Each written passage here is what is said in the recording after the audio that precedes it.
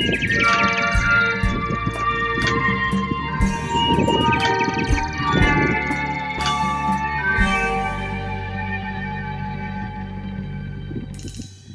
ប់មៀងស្រែកខ្ញុំសូមត្រនថ្មី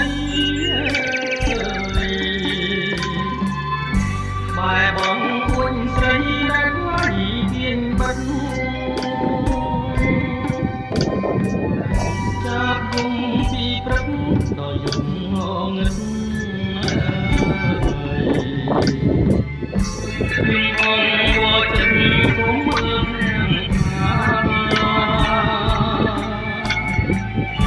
ចាប់មៀងស្រែកខ្ញុំទុំតាម